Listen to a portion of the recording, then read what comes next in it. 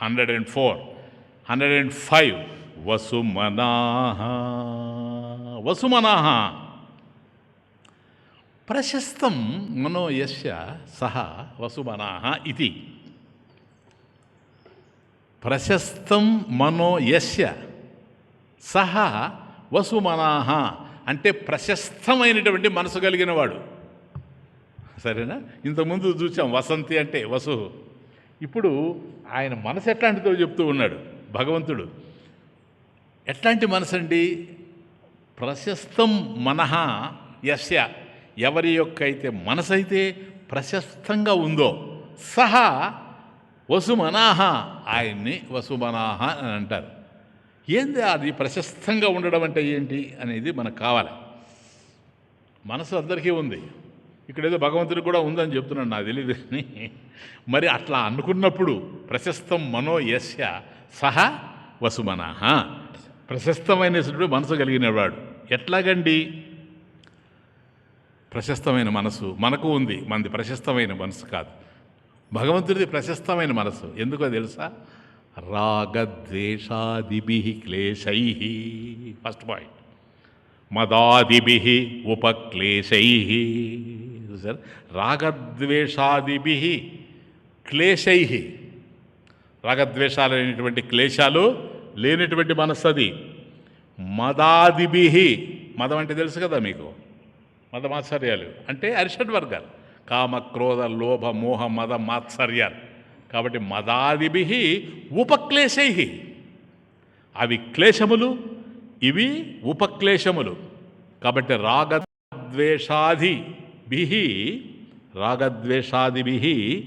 క్లేశైః మదాదిభిః ఉపక్లేశైః నా కలుషితం చిత్తం. అటు రాగద్వేషాల చేత కానీ ఇటు కామక్రోధాల చేత కానీ నా కలుషితం చిత్తం, ఎవరి యొక్క మనసు అయితే కలుషితం కావడం లేదు, కల్మషం కావడం లేదు, అటువంటి చిత్తం. అంటే ఆయన యొక్క చిత్తంలోకి రాగద్వేషాలు ఎంటర్ కాలేవు, కామక్రోధాలు కూడా ఎంటర్ కాలేవు. కాబట్టి రాగద్వేషాదిభిః క్లేశైః మదాదిభిః ఉపక్లేశైః నా కలుషితం చిత్తం. తతః తన్మనః, తతః తన్మనః ప్రశస్తం, ప్రశస్తం. అందువల్ల అది ప్రశస్తమైంది. అంటే రాగద్వేషాల్లో చిక్కదు, మదమాత్సర్యాల్లో చిక్కదు. అటువంటి మనసును మనం కూడా తయారు చేసుకోవాలి. రేపు అహ్మద్ మాసి అంటే లాభం లేదు. మనం కూడా భగవంతుని యొక్క స్థాయికి వెళ్ళాలి అంటే ఈ పరిస్థితి రావాలి. అంటే దీనివల్ల కలుషితం కానిటువంటి మనసుని మనం తయారు చేసుకుంటూ ఉండాలి. అట్లా తయారు చేసుకుంటూ ఉండాలంటే ఎటువంటి మనసు ఉండాలి? ప్రశస్తమైన మనసు ఉండాలి. ప్రశస్తమైన మనసు ఏది? రాగద్వేషాదిభిః క్లేశైః మదాదిభిః ఉపక్లేశైః నా కలుషితం చిత్తం. వాటి వల్ల కలుషితం కానిటువంటి చిత్తాన్ని కనుక మనం తయారు చేసుకుంటే అప్పుడే భక్తి పెరుగుతుంది. ఇప్పుడు బాగా అర్థం చేసుకోండి. విష్ణు సహస్రనామం ఎంత డెప్త్ అంటే, నాకు భగవంతుడు కావాలి అని నువ్వు అనుకుంటే కాదు, రాగద్వేషాలకు దూరం కా, కామక్రోధ లోభ మోహ మదమాత్సర్యాలకి దూరం కా. ఈ దూరం ఏమని ఎందుకు? అప్పుడు నీకు ప్రశస్తమైనటువంటి మనసు ఏర్పడుతుంది. ఆ ప్రశస్తమైనటువంటి మనసు ఏంటి? నిర్మలమైనటువంటి అంతఃకరణ, చిత్తశుద్ధి. అప్పుడు నువ్వు భగవంతుని కలుస్తావు. ఎందుకని? వసుమనాః, ఆయన ప్రశస్తమైనటువంటి మనసు కలిగిన వాడిని ఆయన. అటువంటి వాడిని కలవాలి అని అంటే నీకు కూడా ఆ లక్షణాలు ఉండాలి. ఈ భక్తి అనేటువంటిది ఎప్పటికీ కొనసాగుతూనే ఉండాలి. పరిస్థితులు మారుతూ ఉండొచ్చు, సుఖదుఖాలు ఇక్కడ మారుతూ ఉంటాయి, లాభ నష్టాలు కలుగుతూ ఉంటాయి, వృద్ధి క్షయాలు ఉంటాయి. ఇవన్నీ ఈ ప్రపంచంలో జరుగుతూ ఉంటాయి. వీటితో పాటుగా ఈ మారేటువంటి సమస్తానికి తోడుగా మన దేహం కూడా మారుతూ ఉంటుంది. ఎందుకని? వయసు కూడా మారుతూ ఉంది కనుక. కానీ వయసు మారినా నీ మనసు మారకూడదు. Understand the point? సరేనా? ఏమో ఆ తృప్తి, నాయన సాధనలో తృప్తి చెందాల. నా వరకు అదే తృప్తి. సరేనా? ఎందుకో తెలుసా? 33లో ఎట్లా మాట్లాడానో, 23లో ఎట్లా మాట్లాడానో, 73లో అట్లాగే మాట్లాడుతూ ఉన్నాను. ఆ ఉత్సాహం తగ్గలేదు. అప్పుడు విన్న వాళ్ళంతా చెప్తారు, స్వామీజీ అప్పటికన్నా ఉత్సాహంగా మాట్లాడుతున్నారని. నిజమేనయ్యా, మరి 50 సంవత్సరాలు 60 సంవత్సరాలు నడిస్తే భక్తి పెరగాలి కదా. పెరిగిందేమోలే. మారెను నా మనసు, మారెను నా వయస్సు కదా. లలలాలే లాలే లాలేలా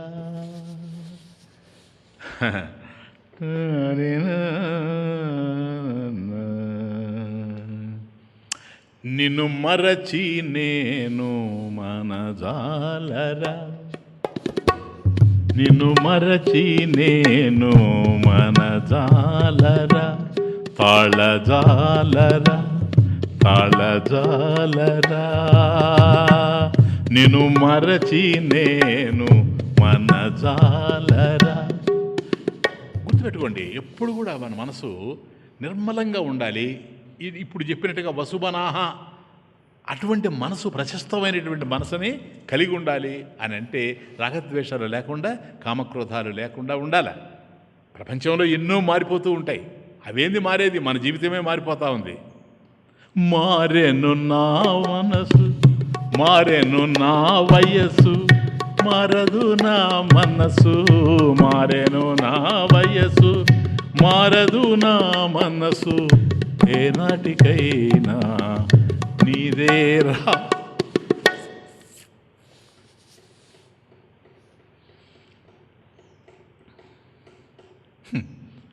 మారెను నా వయస్సు, మారదు నా మనసు, మారెను నా వయస్సు, మారదు నా మనసు, ఏనాటికైనా నీదేరా, ఏనాటికైనా నీదేరా, నిన్ను మరచి నేను మనజాలరా, మనజాలరా, నేను మరచి నేను మనజాలరా, తాళజాలరా.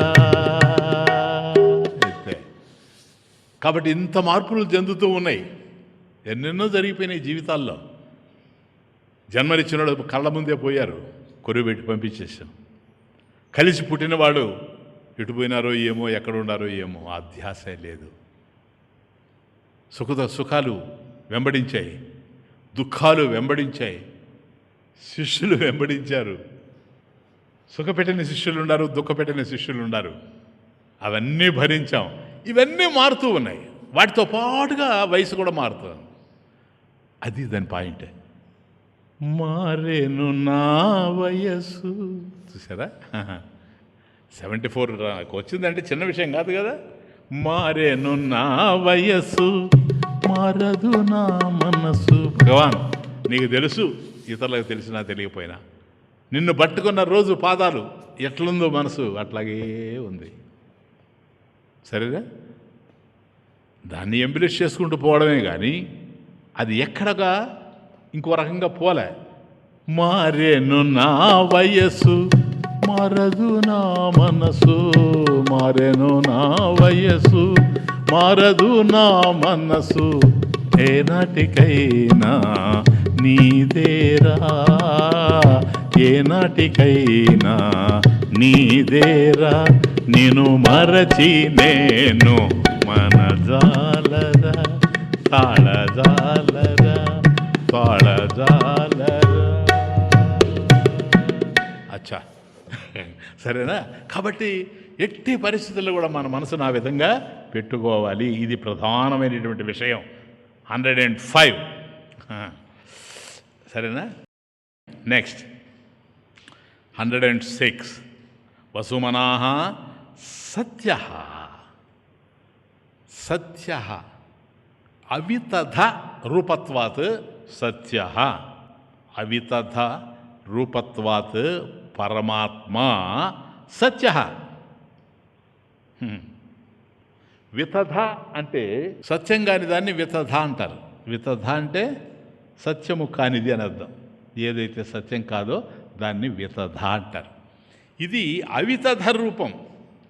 అంటే సత్యమైనటువంటి రూపం. అవితథ రూపత్వాత్ పరమాత్మ సత్య ఇది.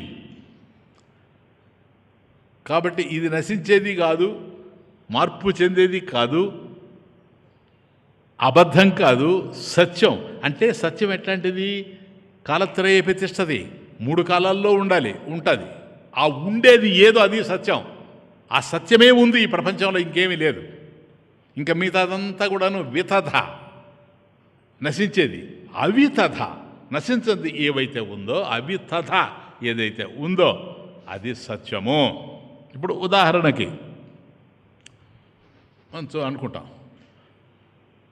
ఓ పండు ఉందే, పండు ఉంది, ఇల్లు ఉంది, కారు ఉంది, విమానం ఉంది, ఆమె ఉంది, అది ఉంది, ఇది ఉంది. సింపుల్గా చెప్తున్నా మీకు. ఇప్పుడు నేను మాట్లాడిన మాటలు అన్నీ మారిపోతాయా? భేదం కనపడుతుందా లేదా చూడండి తమాషా. ఇప్పుడు ఇల్లు అన్నాను, అట్లాగే పండు అన్నాను. పండు ఉంది, ఇల్లు ఉంది. తమాషా చూడండి, కామన్ ఏంటి రెండిట్లో? ఉంది. పండు ఉంది, ఇల్లు ఉంది. పండు ఇల్లు కాదు, ఇల్లు పండు కాదు. కారు ఉంది, విమానం ఉంది. కాబట్టి అది ఉంది, ఇది ఉంది. రెండిట్లో ఉంది అనేది ఉంది. కానీ ఇది అది కాదు, అది ఇది కాదు. ఆమె ఉంది కదా, ఇది ఉంది, ఇది ఉంది, అది ఉంది, ఇది ఉంది. అది ఇది వేరుగా ఉంది, కానీ ఉంది అనేది మాత్రం అన్నింటిలో ఉంది. ఇప్పుడు ఉంది అనేది ఏదని చెప్పాలి? పండు అని చెప్పాలనా? మరి ఇల్లు అని చెప్పాలనా? మళ్ళీ విమానం అని చెప్పాలనా? మళ్ళీ కారు ఏమో. అవి మార్పు చెందుతూ ఉన్నాయి. అవి ఉండడానికి ఆధారమైంది ఏదో అది ఉంది. అన్నిట్లో ఉంది. అస్థి నాయన. అలా ఉన్నది ఉన్నట్లు తెలుస్తూ ఉంది. అది ఉంది, అన్నిటిలో ఉంది, ఉన్నట్లు తెలుస్తూ ఉంది. కాబట్టి ఇప్పుడు మనకు ఏం తెలుస్తూ ఉంది? ఉన్నది తానే. రకరకాలైనటువంటి ఆభరణాలు మనం తయారు చేసుకున్నా, ఇది నెక్లెసు, ఇది బ్యాంగిలు, ఇది రింగు, రకరకాలు నీ ఇష్టం వచ్చినటువంటి ఆభరణాలు నువ్వు తయారు చేసుకుంటూ పోతూ ఉండిన ఆభరణాలు మార్పు చెందుతూ కనపడుతున్నాయి కానీ రూపాల్లో. కానీ బంగారులో మాత్రం ఏ విధమైన మార్పు లేదు. ఆభరణాల్లో ఉన్నది బంగారే, ఆభరణాలు ఎక్కడున్నాయి? బంగారులోనే ఉన్నాయి. అది వసు శబ్దార్థం, వసంతి. అట్లాగే తేషు, వాటిలో అయమపి వసతీతి, వాటిలో ఉండేది కూడా తానే. కాబట్టి ఆభరణాలు మారుతూ ఉన్నాయి కానీ బంగారు మాత్రం మారడం లేదు. రూపాలు మారుతూ ఉన్నాయి, స్వరూపం ఒక్కటిగానే ఉంది. అది పాయింట్. రూపాలు మారుతూ ఉన్నాయి, స్వరూపం ఒక్కటిగానే ఉంది. కాబట్టి ఎట్టి పరిస్థితుల్లో నిషేధింపబడదు. అన్నిట్లో ఉంది ఆత్మగా, అన్నిట్లో ఉంది అన్నాం చూడు. ఆ ఉండేది ఏది? ఆత్మ. అది ఎప్పుడూ ఉంది. మిగతా అన్నీ మార్పు చెందుతూ ఉన్నాయి. అవి అలా మార్పు చెందేటువంటి వాటికి ఆధారంగా ఆత్మ ఉంటూ తనలో ఏ విధమైనటువంటి మార్పు లేకుండా ఉంది కనుక సత్యం. ఇప్పుడు ఉదాహరణకు నాయన నీళ్లున్నాయనుకోండి, క్లియర్? నీళ్లు సత్యమా? నీళ్ళని తీసుకొని వచ్చి నేను పెట్టి, నాయన ఇది సత్యమా అని అడిగాను అనుకోండి, నీళ్ళు కనపడుతున్నాయి కదా మీకు, సత్యం కదా? ఎందుకని? కనపడుతున్నాయనే. అబే, అది ఉంది కదా, ఉంది. కానీ ఎలా ఉందని లోతుకు పోయి ఆలోచిస్తే దాని కాంపోనెంట్ ఎలిమెంట్స్ కూడా చూడాలా, కాన్స్టిట్యూట్స్. అక్కడ తెలుస్తూ ఉంది మనకి ఇదంతా. ఏమిట్రా ఇది అని ఆలోచన చేస్తే నీళ్లు ఇలా ఉన్నాయి అని అంటే కాన్స్టిట్యూయెంట్స్ ఏంటి అనేది కూడా మనం చూసుకుంటూ పోవాలి. అంటే కాంపోనెంట్ ఎలిమెంట్స్, నీళ్ళు ఎక్కడి నుంచి వచ్చాయి, నీకు ఏమేమి ఉన్నాయి. కాబట్టి హైడ్రోజన్ ఉంది, ఆక్సిజన్ ఉంది, యాటమ్స్ ఉన్నాయి, నీళ్ళల్లో ఉన్నాయి, మాలిక్యూల్స్ ఉన్నాయి. ఇవన్నీ నీకు కనిపిస్తూ ఉన్నాయా? నీకు నీళ్లు మాత్రమే తెలుస్తూ ఉన్నాయి.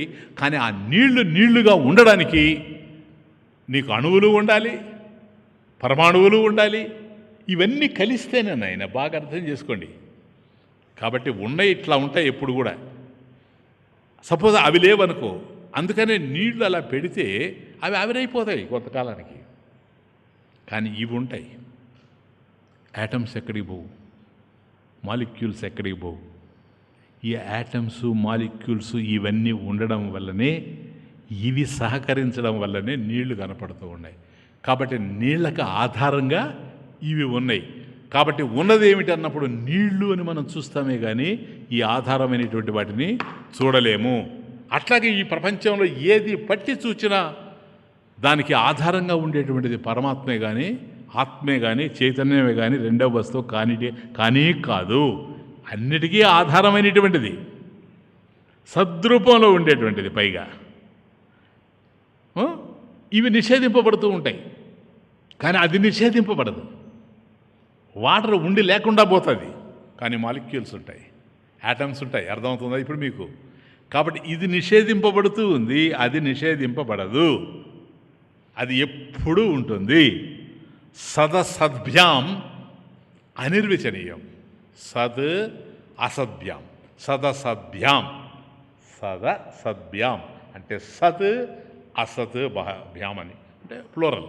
సదసద్భ్యాం అనిర్వచనీయం. ఇది చైతన్యం కదా. ఏదైతే ఇట్లా ఆధారంగా ఉందో, ప్లీజ్, సదేవ సత్యం. సత్, ఆ ఎగ్జిస్టెన్స్ ఏదైతే ఉందో అది సత్యం, ఇంకోటి కానీ కాదు. దాంట్లో మార్పు లేదు. సర్వకాలేషు సర్వవికారరహితత్వాత్. సర్వకాలేషు, అన్ని కాలాల్లో కూడాను, సర్వవికార రహితత్వాత్, ఏ విధమైనటువంటి మార్పు లేకుండా ఉండేది, వికారం, మోడిఫికేషన్ లేకుండా ఉండేది, చేంజ్ లేకుండా ఉండేది. కాబట్టి అన్నీ మారిపోతూ ఉంటాయి. ఈ సమస్తమైనటువంటి మార్పులకు ఏదైతే మారకుండా, ఆధారంగా ఉండి నిషేధింపబడకుండా ఉందో అది సార్ ఇంకేమీ లేదు. అర్జున, సమం సర్వేషు భూతేషు తిష్టంతం పరమేశ్వరం. 13వ అధ్యాయం. అర్జున, సర్వేషు భూతేషు సమం, అందరిలో కూడాను ఏదైతే సమంగా ఉందో, తిష్టంతి, ఏదైతే ఉందో, తిష్టంతం పరమేశ్వరం, అలా ఉండేది పరమేశ్వర చైతన్యమే కానీ మరొకటి అయ్యేందుకు అవకాశమే లేదు. Clear now? ఇది సత్యం, ఇది సత్యం. అది ఏది ఉండినా ఏది లేకపోయినా ఇది ఉంటుంది. ఆ ఉన్నవి ఉన్నట్లు ఉంటాయి.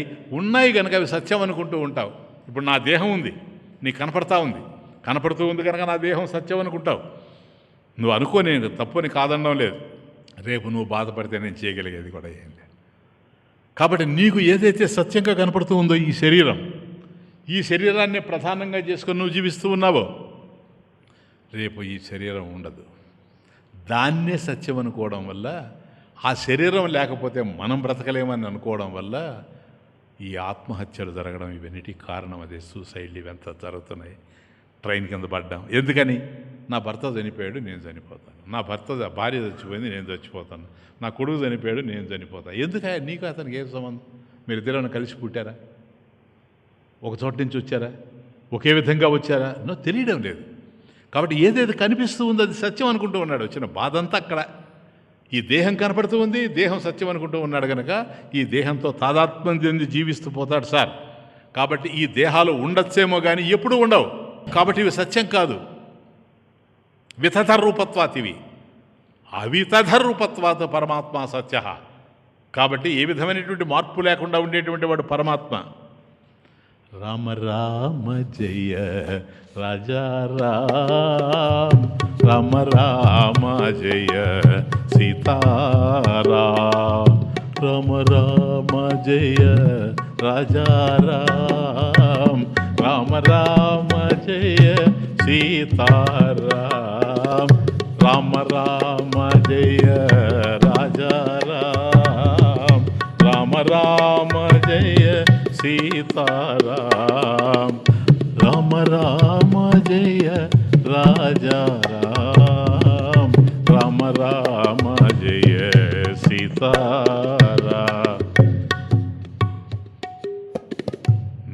ఉండినది నేడు ఉన్నది రేపు ఉండునది ఉండదగినది.